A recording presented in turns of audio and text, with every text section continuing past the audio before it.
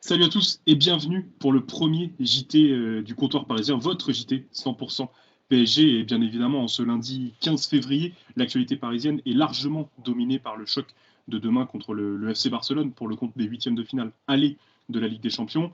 Et à la veille de ce déplacement à Barcelone, justement, Mauricio Pochettino s'est présenté en conférence de presse ce lundi afin de faire un point global sur l'état de santé de ses joueurs, et notamment celui très attendu de Marco Verratti, qui est incertain pour ce choc depuis son coup reçu à la hanche par Dimitri Payet contre l'OM.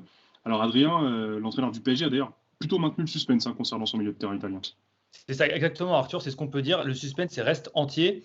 En conférence de presse, il a simplement déclaré: avec Marco Verratti, il faut avancer pas à pas. Il faut analyser Marco aujourd'hui à l'entraînement. Nous avons une stratégie, un plan de jeu. En fonction des formes, on prendra les décisions qu'il faut. Alors, ce qui est néanmoins à noter, c'est que Leandro Paredes s'est présenté au micro de RMC Sport après cet entraînement et qu'il a justement déclaré que Marco Verratti semblait aller mieux. Donc, on peut supposer que Marco Verratti sera en mesure de tenir sa place demain.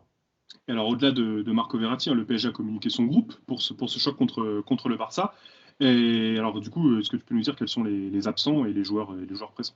Sans aucune surprise, il y a pas de mauvaise surprise cette fois-ci. Donc finalement, Neymar, Di Maria et Bernat, comme attendu, sont forfaits. Bernat qui de toute manière n'est même pas présent dans la liste du PSG pour cette deuxième partie Ligue des Champions cette saison.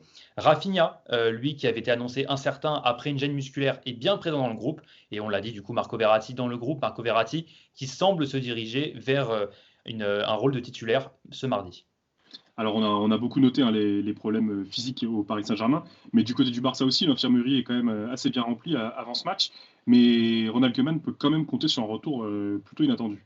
Inattendu et même qui déjoue tous les pronostics, à savoir Gérard Piqué qui a été touché au genou en mi-novembre face à Atlético de Madrid et qui, là, a repris l'entraînement ces dernières heures collectivement avec le FC Barcelone.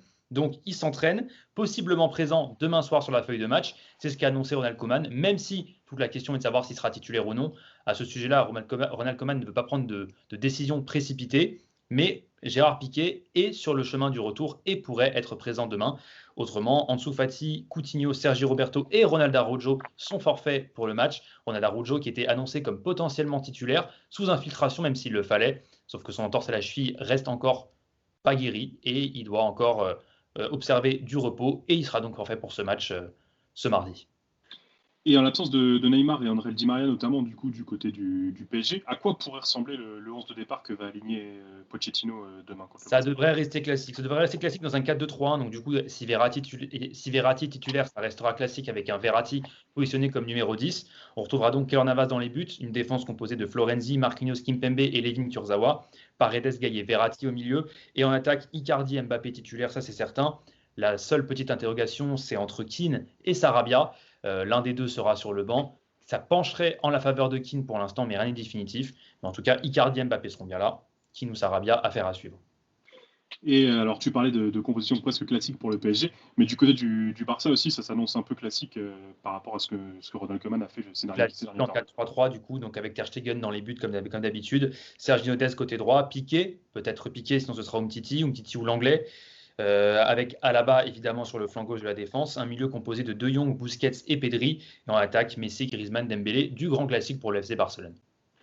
Et ben merci beaucoup Adrien pour toutes ces informations concernant le choc donc, entre le Barça et le PSG qui aura lieu demain à 21h. Nous, on vous retrouve également demain, juste avant le match, pour faire un dernier point complet avant ce choc. D'ici là, on vous souhaite à toutes et à tous une excellente soirée. On se retrouve demain et merci beaucoup de nous avoir suivis.